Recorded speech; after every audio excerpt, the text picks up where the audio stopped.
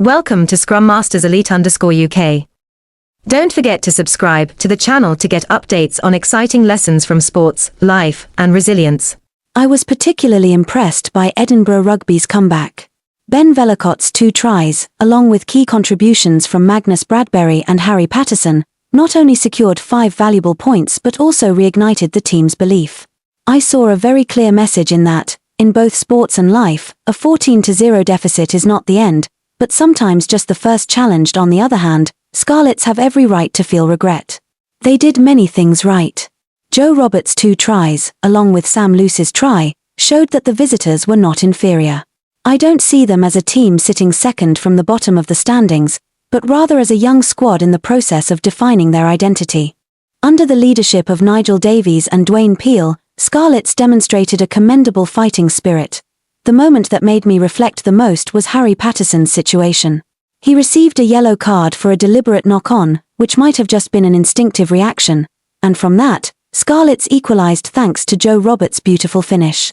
In that moment, it seemed like Paterson had become the villain in the eyes of many. I ask myself, if I were in his position, how would I react? The criticism, the pressure from the stands, the feeling of guilt, all of that can weigh heavily on the psyche of a young player, but what I admire most is how Paterson bounced back. He used his head to stop Carwyn-Leggett Jones' kick, then, with tremendous effort, managed to keep his balance and charge towards the try line. That was not just a great play. To me, it was proof of the ability to rise after a mistake.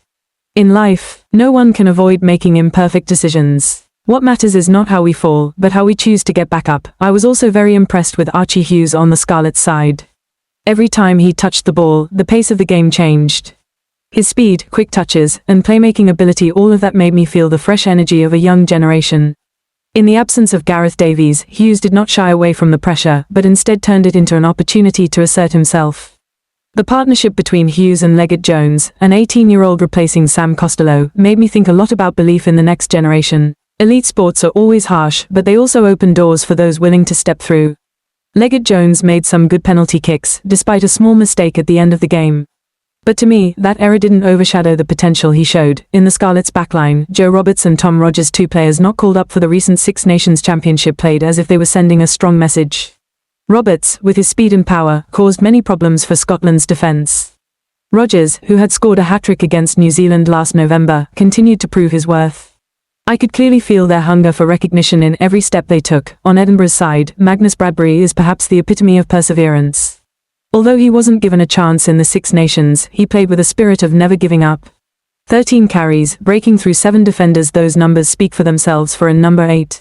His try right after the break was a reward for that effort. The title of Player of the Match, in my view, was fully deserved. From this game, I took away many lessons for myself. First, no result is decided too early. When trailing 14-0, if Edinburgh had lost faith, they would not have been able to make a comeback. In life, there are times when I feel like I am being outpaced by difficulties, pressure, or comparisons.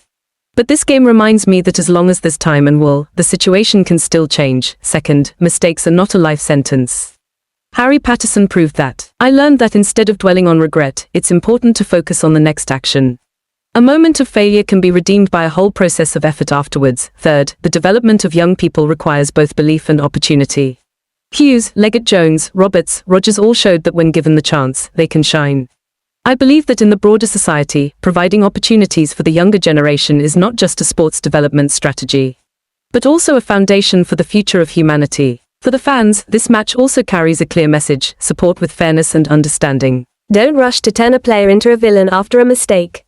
Look at their entire journey. Civilized support not only helps the players grow, but also enhances the value of the fan community itself. I believe that sports, when viewed honestly and objectively, have tremendous educational value.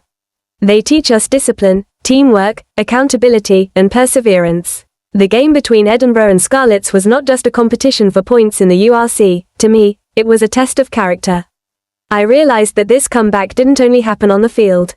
It exists in each of us. In those days we feel like we've failed, in those times we make mistakes, in those moments we are underestimated. What matters is that we don't accept staying behind. I feel grateful to have witnessed such a match. It wasn't sensational, it wasn't loud, but it was meaningful.